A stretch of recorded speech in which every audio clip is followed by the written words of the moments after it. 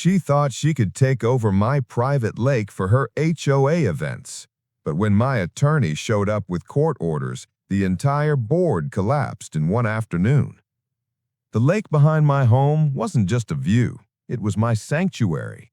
My grandfather bought it decades ago, long before anyone imagined it could be part of an HOA. Then came Karen Doyle, newly elected HOA president with a taste for control. She arrived one sunny morning with a clipboard and fake smile. "Your lake is technically community property now," she said, standing beside her smug board members. "We're planning to host HOA parties here, starting this weekend." I laughed. "Community property? You mean my property?" Karen raised an eyebrow.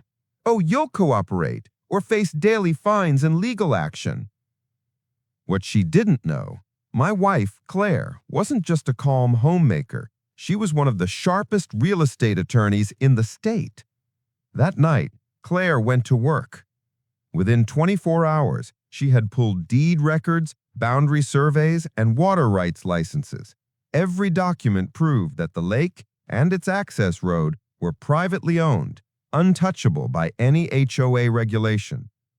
When Karen returned 2 days later with banners, food trucks, and HOA members ready to set up, Claire was waiting, wearing her suit, heels planted like anchors in the dirt.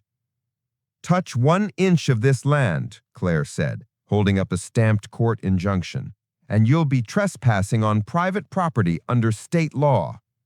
Karen's smirk faded. "You can't—" Claire stepped closer, voice sharp as glass.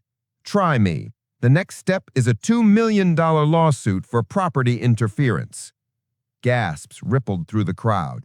Even the HOA treasurer backed away. By sunset, the HOA board was in chaos, members arguing, cameras flashing, police arriving at Claire's call.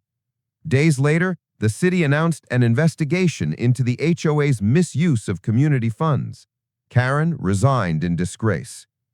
Now that same lake remains private, peaceful, ours. Every morning as the sunlight hits the water, I see Claire sitting on the dock with her coffee and smile. "Best attorney I've ever married," I tell her. She smirks.